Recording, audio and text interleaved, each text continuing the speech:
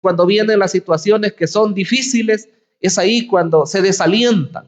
Es ahí cuando las personas se sienten sucumbir ante su problema y muchas veces pues negativamente terminan su vida, ¿verdad? Ellas mismas se quitan la vida, otros pues se van lejos y situaciones diversas que la gente busca para poder huir de la situación difícil en la que se encuentran. Sin embargo, el creyente es diferente, ¿verdad? El que ha conocido a Dios. No estamos negando que hay dificultades en la vida de los hijos de Dios, porque sería quizás ilógico pensar que como que estuviéramos en una burbuja, ¿verdad? Y toda la gente pues sufre de algunas situaciones, de algunos males, y nosotros pues no sufrimos nada. Sin embargo, pues si el propósito de Dios es que a nosotros no nos ocurra nada, nada va a pasar. Sin embargo, hay momentos en los cuales Dios permite situaciones y eso debemos estar conscientes. Pero aún en esas situaciones difíciles que Dios permite que vengan a la vida del creyente, Él está con cada uno de nosotros. Dios no nos deja de ninguna manera. Es más, cuando usted sufre, cuando usted siente que está solo, es cuando la mano poderosa de Dios está glorificándose en su vida. Así que al finalizar una etapa, como por ejemplo un año, al finalizar un proyecto, al finalizar, ¿qué podemos decir? Como decíamos al principio, una etapa de estudios, uno se siente satisfecho de haber llegado. Pero a la misma vez uno sabe que vienen otras etapas adelante. Uno se alegra tanto, ¿verdad? Cuando está en una graduación, por ejemplo, y los que hemos estado, qué dichoso se siente uno, ¿verdad? Y recuerda lo que ha pasado en esos años anteriores y cuando va entrando, ¿verdad? La persona y si ponen alfombra, ¿verdad? Uno se siente que solo uno es, ¿verdad? Y todas las demás personas aplauden, pero uno, si es posible, hasta ni mira a las personas porque el pensamiento de uno es tanto el gozo que uno siente que uno es el centro de atención en ese momento. Así que, hermanos, llegar a ese momento es especial, pero uno debe despertar a la realidad y saber que hay todavía más que alcanzar. Porque, hermanos, en la vida cristiana hay momentos, hay etapas, pero cuando lleguemos hasta la meta final, ahí sí podemos darnos por satisfechos. Pero ese momento no ha llegado todavía. Así que quiere decir que un año terminó, pero ahora estamos en el nuevo y en el nuevo tenemos retos nuevos también que enfrentar. ¿Y sabe qué es lo más hermoso? Que la mano poderosa está de Dios con nosotros. Que el Dios que nos sacó en victoria en el año 2025, ese mismo Dios es el que nos va a sacar en victoria en este año 2026. Así que yo les animo, hermanos, que la fe que teníamos en el año anterior, esa misma fe pongámosla en el Dios Todopoderoso que está para ayudarnos. ¿Cuánto le damos la gloria? ¿Cuánto le damos la alabanza a ese Cristo maravilloso? Así que al pensar en este tema de correr hacia la meta, pues yo pienso en las situaciones que vienen, ¿verdad? En este año. Pero también pienso en toda la vida cristiana. No estoy pensando solamente en 365 días. Estoy pensando en nuestra caminata. En las Escrituras regularmente se compara la vida cristiana o la vida de fe con situaciones atléticas o situaciones de lucha o situaciones de pelea, con todo tipo de deportes que se practicaban y se practican también actualmente. Se sabe, ¿verdad?, que en Grecia, principalmente en Atenas y en Corinto, se llevaban a cabo diferentes tipos de juegos, diferentes tipos de olimpiadas, diferentes tipos de eventos deportivos. Y Pablo utiliza todo eso para aplicarlo a la vida cristiana. Así como los atletas, así como los luchadores, así como los peleadores se preparan, se capacitan, dice él, el cristiano también debe prepararse. ¿Cuántos estamos de acuerdo? Desde el día en que Cristo nos llamó y le dijimos, hombre, más bien Dios lo anotó, pero nosotros comenzamos una preparación y esa preparación no ha parado. Hasta el día que Cristo venga, nosotros vamos a estar completos todavía. pero por el momento estamos en entrenamiento constante, ¿verdad? Ahí estamos. Así que yo quiero que veamos en el mensaje de hoy 4 aspectos importantes. El primero de ellos es que para correr la carrera hay que saber que otros ya la corrieron y ganaron. ¿Cuántos lo saben? La carrera de la fe, como le han llamado algunos, ya la corrieron infinidad de personas y han ganado. Usted me dirá, pero ¿y los que no ganaron? Pues esos, hermanos, en este momento ni siquiera pensemos en esos. Porque como dije en una oportunidad, a veces el creyente comete el error de comenzar a ver las personas más flacas en el cristianismo. A veces la persona se escuda y comienza a ver que otros no hacen bien las cosas y dice, con que fulano, con que fulana. Y si se pone pesimista, dice, miren, fulano, fíjense que tanto hizo en la obra y miren hoy lo que anda haciendo. Entonces, son realidades que se dan en la vida cristiana. Pero yo creo que al hablar de fe, al hablar, hermanos, de la confianza en Dios, nosotros como hijos de Él tenemos que creer que si hubiera una sola persona en el tiempo antiguo que logró llegar hasta la meta final, en Él tendríamos que fijar nuestra mirada. Es más, aquí nos dice que tenemos que centrar nuestra mirada en Jesús. Pero yo les digo en esta oportunidad, no solo Cristo ha vencido, sino que hay miles y millones de cristianos que ya batallaron y dieron muestras de fidelidad a Dios, porque eso espera el Señor de nosotros. Así que esta primera parte, en el versículo 1, dice, por tanto, nosotros también, teniendo en derredor nuestro tan grande nube de testigos. Oiga lo que dice el Señor. Tenemos, dice, alrededor nuestro una gran nube de testigos. Muchos han creído que eso se refiere a en esos eventos deportivos, ¿verdad? Por ejemplo, en el Coliseo, aunque ahí pues se reunían para ver pelear a los cristianos, los ponían para mal. Pero en los eventos otros deportivos como los que mencioné al principio, había cantidad de personas y que estaban viendo, ¿verdad? Lo que estaban haciendo. Pues aquí el escritor toma la figura y no es que aquellos estén solamente como espectadores, porque no sería la figura completa, sino más bien a los que se está refiriendo el escritor es a los que ya mencionó en el capítulo 11. Se llaman los héroes de la fe, héroes y heroínas para las hermanas que están aquí y que nos ven a través de la red. Debemos saber que hubieron hombres en el ayer y hubieron mujeres que batallaron, que corrieron la carrera de la fe y lograron coronar su carrera. Ahí está Abraham, ahí está Noé, ahí está Abel, ahí está Rahab. ¿Sabían ustedes que se menciona Rahab en los héroes y heroínas de la fe? Ahí se encuentran hombres, ¿verdad? Como Moisés, ahí se encuentra Josué, ahí se encuentra Sansón. Bueno, hay varios hombres y mujeres que se mencionan ahí que por su constancia, por su perseverancia en la fe, ellos un día llegaron a la meta final. Dice que en la tierra eran peregrinos, en la tierra eran como extranjeros, porque ellos no estaban buscando una patria, dice aquí terrenal, sino más bien ellos estaban buscando la patria celestial. Si hubieran querido, dice, llegar al lugar de donde salieron, ellos tenían tiempo, dice el escritor a los hebreos. Así que, hermanos amados, la exhortación para nosotros hoy es saber que ya hay personas que enfrentaron dificultades y obstáculos en el camino anteriormente. Pero la ventaja que hoy tenemos nosotros es ver que así como Dios los sacó en victoria a ellos, creer que también nos va a sacar a nosotros. Yo creo que el Dios de Abraham es el Dios de nosotros, que el Dios de Moisés es el Dios de nosotros, que el Dios de Rahab es el Dios de nosotros, que el Dios de Josué es el Dios de nosotros. ¿Cuánto le damos la gloria a ese Dios, el que da la victoria a su pueblo? Él es el que va a estar con nosotros en este año 2026. En esa carrera que vamos, no vamos a estar solos.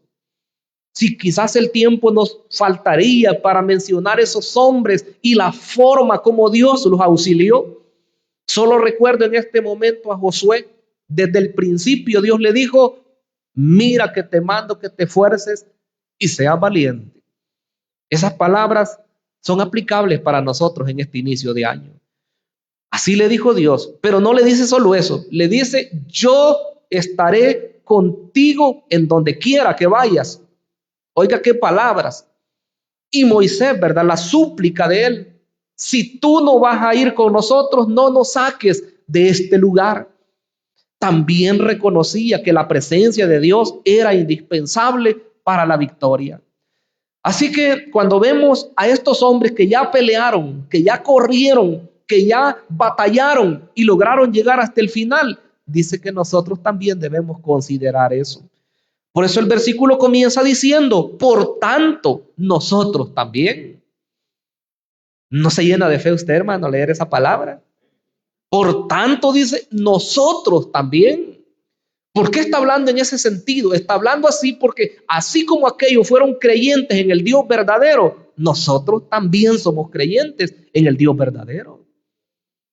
Si estuviéramos hablando de alguien que tuvo posibilidades, pero nosotros no tenemos ninguna porque no tenemos a alguien por nosotros, habría razón para considerarnos menos y considerarnos derrotados y decir, pero aquellos tenían a Dios de su lado y nosotros no tenemos nada. No, por eso el escritor de los Hebreos dice, por tanto, nosotros también, teniendo, dice, en derredor nuestro tan grande nube de testigos, teniendo toda esa evidencia delante de nuestros ojos, dice que hoy debemos seguir hacia adelante. Debemos seguir sin detenernos. Hay personas que se cansan, y eso lo dije, ¿verdad? Hace un momento, pero usted no se fije en los que se cansan. Es más, como pueblo de Dios, como gentes de fe, como personas espirituales, nosotros somos llamados a orar por las personas que están debilitadas. Este es un buen tiempo, creo yo. Este inicio, este primer ayuno, este primer encuentro con Dios marca la diferencia para el resto del año. Yo creo que los que no vinieron se perdieron esta bendición. Y usted va a recordar al final del año que usted estuvo desde el principio y poniendo su vida y su familia en las manos de Dios. Eso es clave, hermanos. Si queremos ver cambios, si queremos ver victorias, solamente de la mano de Dios. Porque muchas veces las personas quieren ver cambios. Las personas quieren las bendiciones de Dios, pero no saben buscar a aquel que da las bendiciones. Y por eso es que se confunden, ¿verdad? Y en el momento, ya del momento de la prueba, si es que hay obstáculo en algún momento, ya no haya qué hacer. Y si le viene la bendición lo confunde. Pero si usted está hoy aquí, es muestra que usted ha puesto a Dios en primer lugar. Y yo creo que para tener la victoria en un año y para tener la victoria en la vida cristiana, es de poner a Dios en primer lugar. Esa es clave. Esa es clave. Entonces, pero veamos en segundo lugar también, para correr esta carrera y poder llegar hasta la meta final, también debemos despojarnos de todo peso y del pecado. Esa parte seria, esa parte cuando yo pienso en ella, digo, bueno, ¿qué sería de nosotros si estuviéramos solos? Me refiero sin Dios. ¿Qué sería de nosotros si tratáramos de ganar, ¿verdad? Tantas cosas y bueno, y dejar todos los males, todos los vicios, todos los pecados que nos persiguen por nuestra propia cuenta. ¿Qué sería de nosotros? Solamente hay que recordar antes de Cristo, nosotros. ¿Cómo éramos? ¿Qué tratábamos de hacer? Bueno, lo mejor de nosotros. Y muchas veces uno ni siquiera sabe qué es lo que quiere en la vida cuando no tiene a Cristo. Porque incluso con buenas intenciones la persona quiere hacer ciertas cosas, pero se viene a dar cuenta que está equivocada. Y en la guianza de los hijos es un ejemplo. Hay padres que con buenas intenciones, pero lo que no saben es que están tirando al fracaso a sus hijos. Solamente con el conocimiento de la palabra de Dios tenemos una idea clara acerca de lo que es la vida cristiana y lo que es la vida de manera general. Así que cuando veo esto, tenemos nosotros una exhortación bien grande acá. Dice la segunda parte del versículo 1, despojémonos de todo peso y del pecado que nos asedia. Pero esta versión lo dice así, mire, despojémonos de todo peso y del pecado que tan fácilmente nos enreda. Oiga cómo se traduce acá. Ese pecado que la versión Valera dice que nos está asediando, ¿verdad? Así como rodeando, como cada vez tratando de envolvernos y atraparnos. Dice la versión Reina Valera actualizada, dice el pecado que tan fácilmente nos enreda. Y usted sabe que una persona enredada ya no puede caminar, ¿verdad? Camine y tal vez hay ahí unas sogas o unos bejucos, ¿verdad? Decimos nosotros en el campo. Y se traba, decimos, ¿verdad? Se enreda ahí. Lo más seguro es que en lugar de correr, va a caer postrada la persona. Entonces el pecado dice que enreda a la persona. El peso hay que dejarlo. Me sorprendí un poco, aunque no del todo, pero me sorprendía cuando leía que los luchadores y los que corrían, los que practicaban los deportes en Grecia, quizás ustedes se van a sorprender demasiado, lo practicaban desnudos. Así practicaban sus deportes ellos. Cuando dice despojémonos de todo peso, es una alusión a ellos. Se quitaban las ropas y ellos hacían sus deportes de esa manera. E incluso hoy en nuestros días, ¿verdad? Muchos deportes que requieren alta resistencia o ¿cómo se llama? O esfuerzo, lo hacen con ropas muy menudas. Yo siempre estoy pensando en los ciclistas, ¿verdad? Las bicicletas mismas de los que corren en competencias, pero ¿cómo le llaman? Federadas, ¿verdad? Son unas bicicletas con unas ruedas, pero delgaditas. Las ropas que ellos llevan son livianitas, ¿verdad? Muy ajustadas a la piel. Su casco que ellos llevan no es como el de las motos, ¿verdad? Que pesa más. Entonces el objetivo es que ellos puedan correr de una manera, pero que ni el viento siquiera los detiene. Y la misma forma como ellos van agachados, bueno, un día de esto alguien me explicaba cómo era andar en moto, ¿verdad? Y los que van en esas motos que le llaman ninjas y que por qué que son como son, e incluso los cascos. Entonces se espera que la persona corra, pero de una manera que no se detenga. Por eso es que lo hacían así, incluso en aquel tiempo que dije que lo hacían sin ropa. La realidad es que hay una forma de prepararse, una forma de pensar cómo hacer para correr y llegar hasta la meta final. Todos los que corren están pensando en ganar el premio.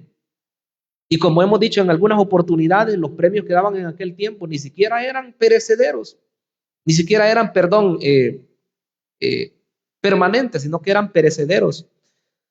Coronas de laurel, ¿verdad? Que les ponían ahí en su cabeza. Se secaban y se arruinaban rápido.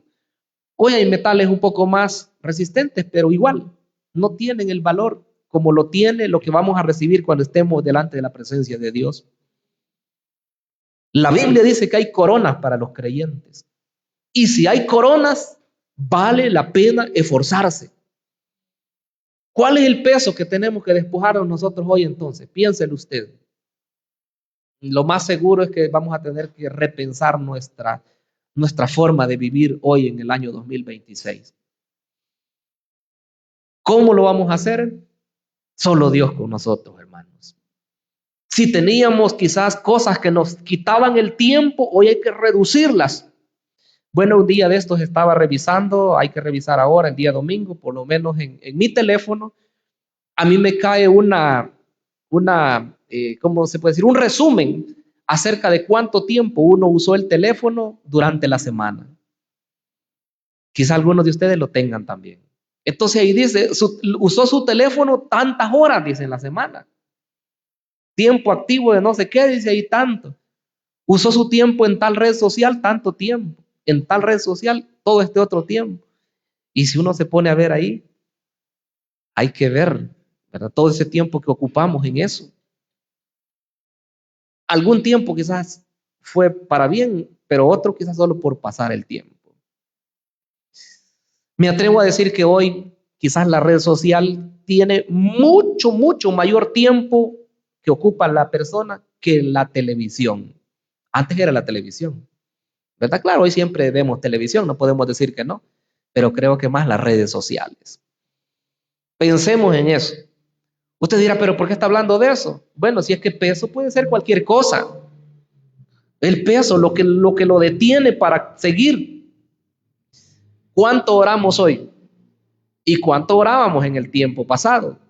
Antes de que no existieran redes sociales, antes que no tuviéramos internet en el teléfono, porque antes solo en computadoras y eran pocas las personas que tenían internet.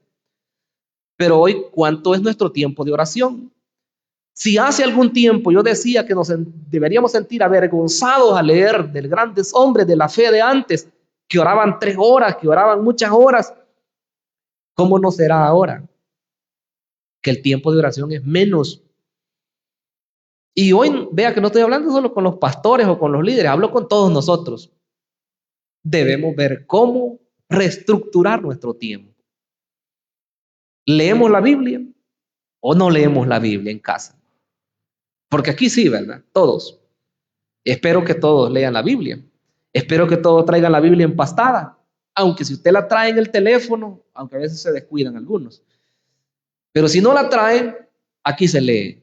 Aquí se lee por lo menos. Entonces, aquí la leemos, pero en casa hay que ver.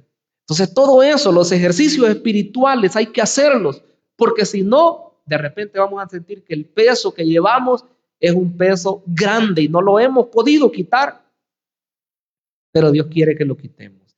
Entonces, vea lo que dice.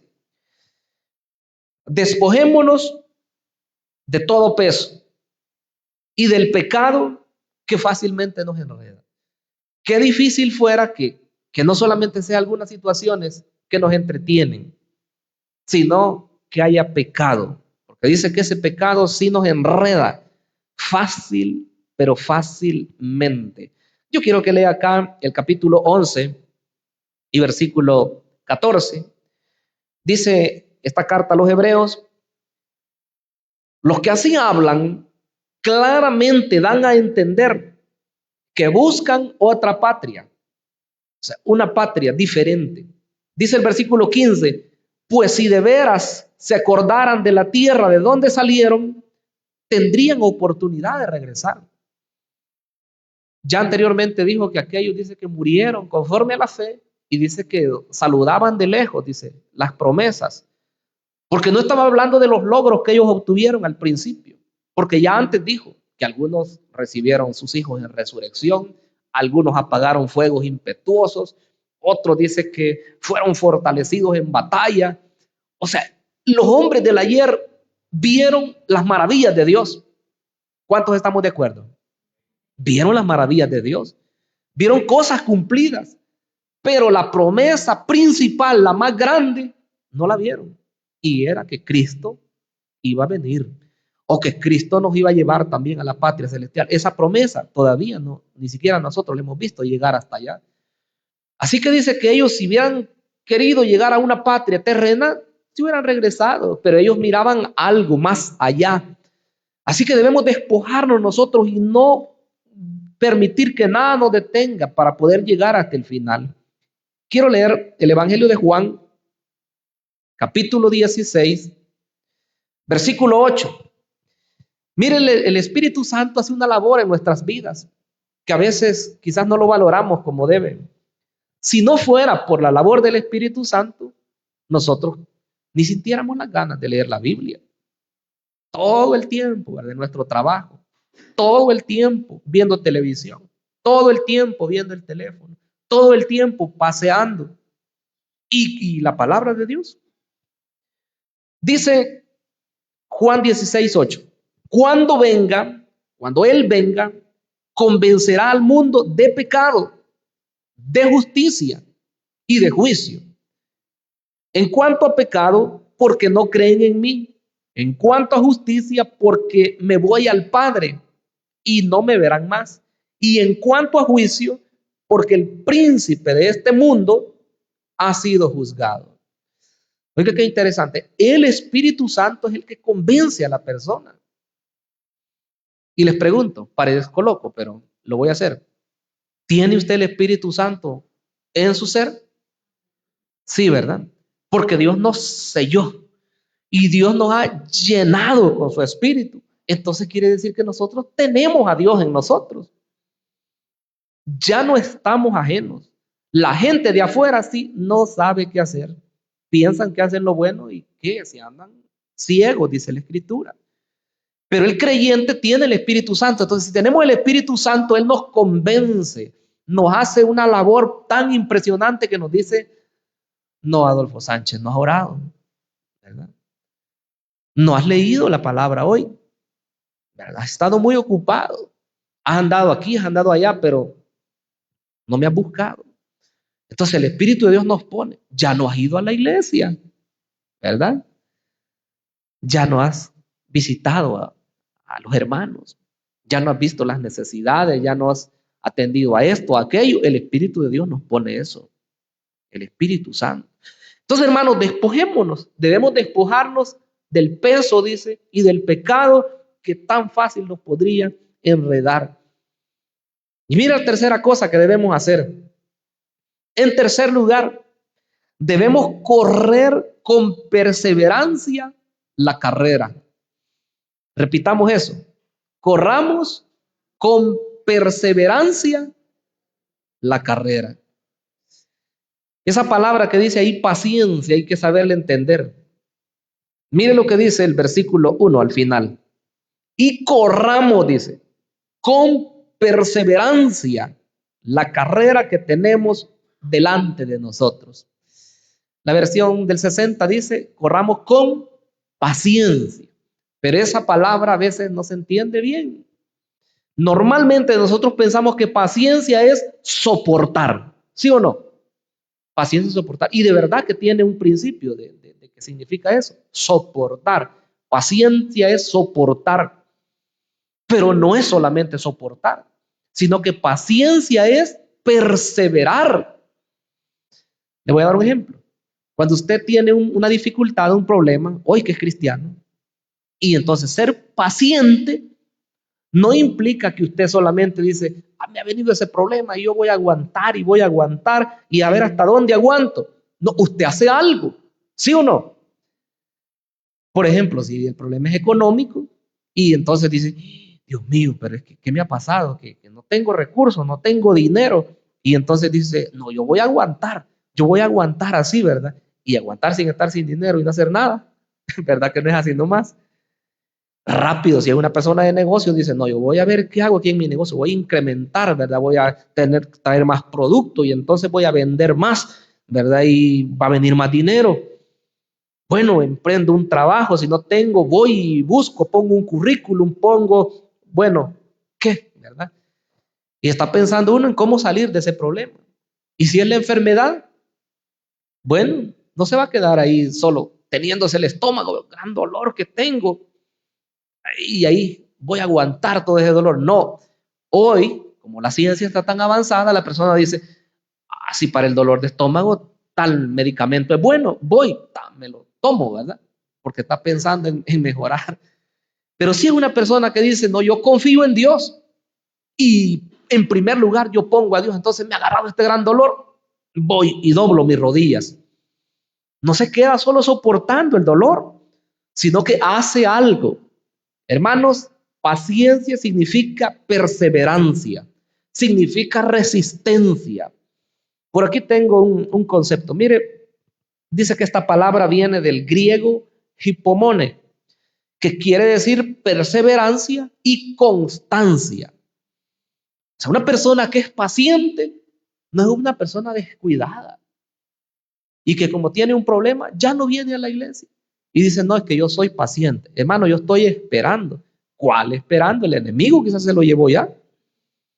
La persona que está esperando dice, tengo el problema, pero yo ahí estoy paciente, pero estoy en la congregación.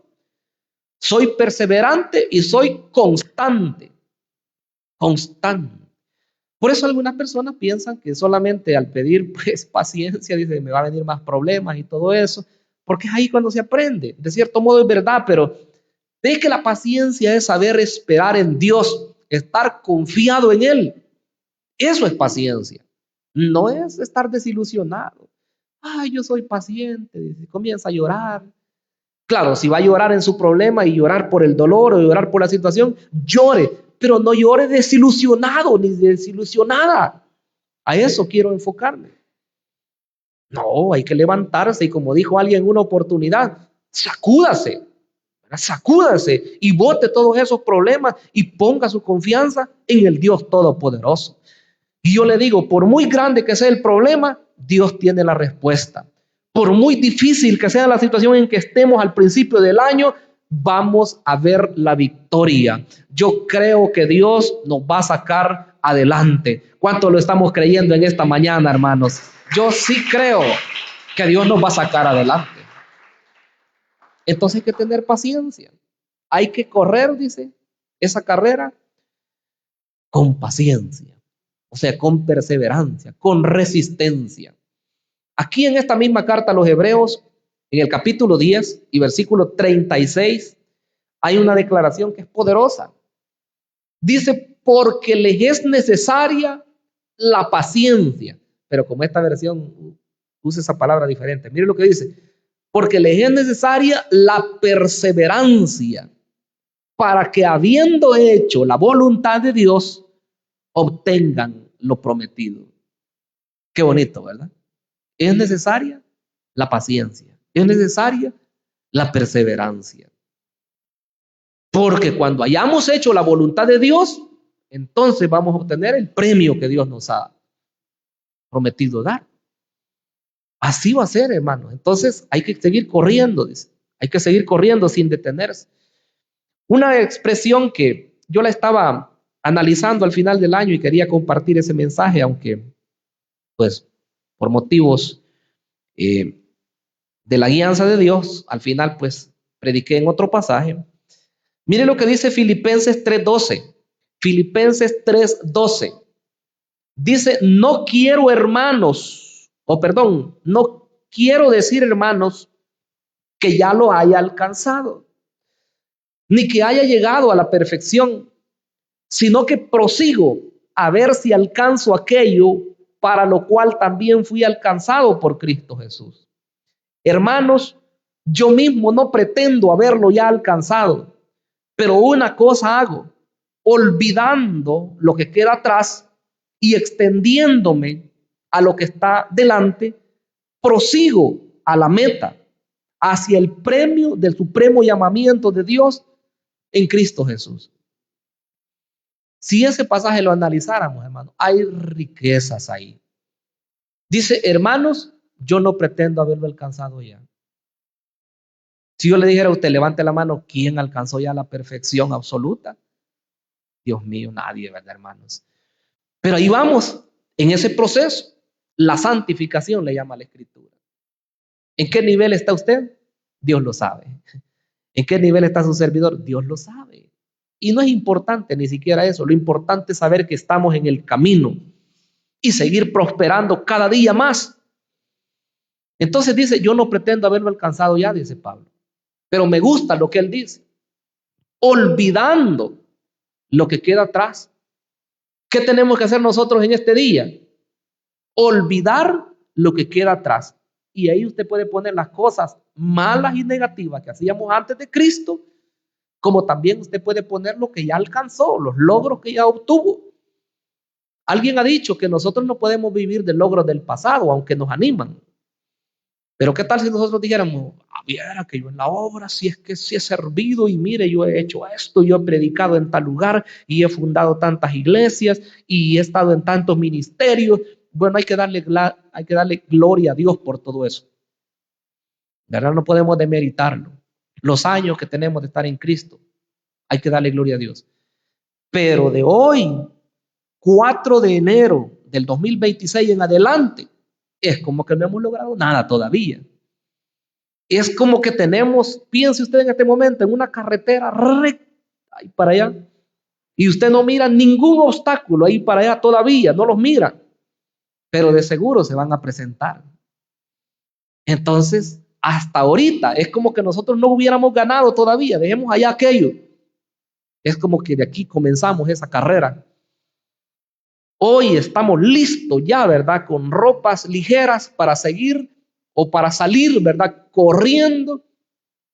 Y cuando hagamos el último servicio del 2026, entonces sí vamos a ver hacia atrás.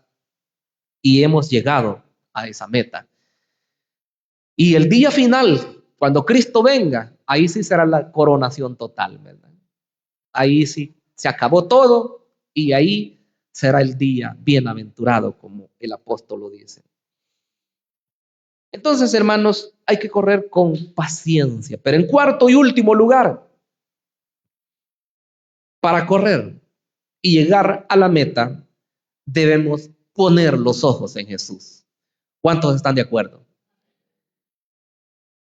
Poner los ojos en Jesús. ¿En quién lo ponen las personas?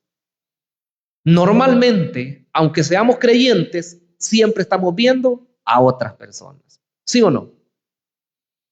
Si lo hace para bien, yo le felicito a usted. Si usted está viendo de los hermanos nuestros que ya partieron con el Señor, y usted dice, yo me acuerdo cómo era fulano de tal. Yo me acuerdo cómo era la hermana fulana de tal. Y qué bueno, ¿verdad? Porque uno dice, oraba bastante. Yo oía cómo intercedía por los hermanos, por las hermanas. Yo veía que cuando alguien estaba triste, llegaba y le daba una palmadita. Estoy orando por usted. Qué bueno, hermanos, si pensamos en esos hombres del ayer que predicaron a las multitudes y que miles de personas conocieron a Cristo por ellos. Qué bueno si pensamos en los hermanos sencillos que iban a una reunión familiar, que iban en evangelismo casa por casa y hablaban de Cristo. Si pensamos en ellos, qué bueno. Pero si estamos pensando, hermanos, en los hermanos más débiles, en los hermanos más descuidados, entonces nos vamos a desalentar. Porque siempre estamos viendo, como dice, ¿verdad?, los lados. Y la exhortación de la palabra es: no mires a diestra ni a siniestra. Hay que ver hacia adelante. El ejemplo está en el apóstol Pedro, ¿verdad? Cuando él comenzó a caminar y le pidió al Señor que si era él que lo hiciera, que caminara hacia él. ¿Qué le dijo el Señor? Ven, le dijo. Bueno, el Señor nos llama a nosotros hoy, ¿verdad? Un emprendimiento, una carrera de fe. Y le dice, ven. Y Pedro comenzó a caminar bien tranquilo, ¿verdad? Pero dice la escritura literal que cuando él comenzó a ver las grandes olas y comenzó a ver la tempestad que había, entonces comenzó a hundirse. ¿Qué quiere decir? Cuando vemos hacia los lados, nuestra fe va a flaquear. Cuando vemos a las otras personas, entonces vamos a decir, pero si el hermano era para mí mi figura que yo tenía, y yo creía que él no se equivocaba, y miren lo que hizo. Oigan lo que dijo en esa oportunidad, y yo a él lo tenía en alta estima. O la hermana fulana, ¿verdad? Y yo creía que era bien espiritual, y viera lo que hoy me di cuenta. Nos vamos a decaer, hermanos. Pero si nuestra mirada está puesta en Jesús, si nuestra mirada está puesta, como dice acá, en el autor y el consumador de la fe, venga lo que venga, nosotros vamos a avanzar hacia la meta. Vamos a seguir adelante, porque a eso nos ha llamado el Señor. Veamos el versículo último, ¿verdad? Dice Hebreos 12:2, puestos los ojos en Jesús, el autor y consumador de la fe, quien por el gozo que tenía delante de él sufrió la cruz, menospreciando el oprobio, y se sentó a la diestra del trono de Dios. Dice que él es el autor y él es el consumador de la fe. Una posible traducción acá es que el autor significa aquellos que originan, el que origina la fe, el que origina nuestra salvación. Y consumador es el perfeccionador. Cuando decimos que él es el autor, estamos diciendo que él es el origen. ¿De quién depende nuestra salvación, hermanos? De Cristo, no es del hombre. Acá en el capítulo 2, versículo 10, de Hebreos, dice 2:10, porque le convenía a Dios, por causa de quien y por medio de quien todas las cosas existen, perfeccionar al autor de la salvación de ellos, por medio de los padecimientos, para conducir a muchos hijos a la gloria. Oiga lo que está diciendo el escritor de Hebreos. Esos pasajes hay que saberlos entender, por supuesto. Porque dice que Cristo, nuestro autor de la salvación, fue perfeccionado a través de los sufrimientos. No es que Él haya sido imperfecto, porque Él es Dios. Pero sí está hablando que en su condición humana, Dios lo hizo que pasara, el Padre, ¿verdad? Lo hizo que pasara por los padecimientos que pasan los seres humanos. Si más adelante dice que fue tentado en todo, pero dice, sin pecado. Entonces, hermanos, el autor de nuestra salvación, el autor de nuestra fe, él fue sometido, mejor dicho, a todo ese tipo de padecimientos para que nosotros hoy podamos tener la seguridad de que el Cristo que venció en aquel tiempo es el Cristo que está para ayudarnos. ¿Cuántos sabían eso? ¿Qué dice el capítulo 4, versículo 16? Siempre de Hebreos. Mire, esa expresión es poderosa. Dice, acerquémonos. Bueno, si leemos desde el 14, porque hay que tener un contexto. Por tanto, dice, teniendo un gran sumo sacerdote que ha traspasado los cielos, Jesús, el Hijo de Dios, retengamos nuestra profesión, porque no tenemos un sumo sacerdote que no pueda compadecerse de nuestras debilidades, pues Él fue tentado en todo, igual que nosotros, pero sin pecado. Acerquémonos pues con confianza al trono de la gracia para que alcancemos misericordia y hallemos gracia para el oportuno socorro.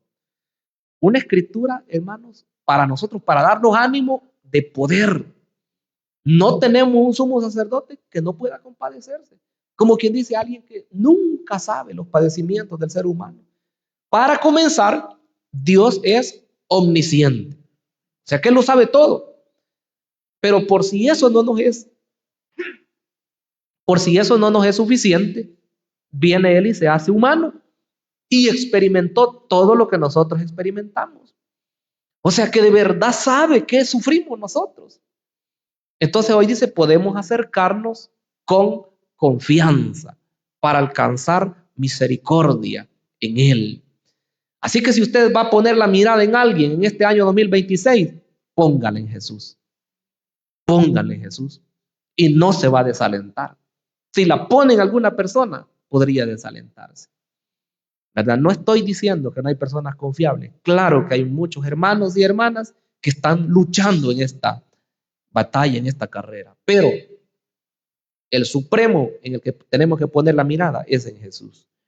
Así es. Así que, hermanos, que Dios nos guíe, que Él pues nos lleve hacia adelante.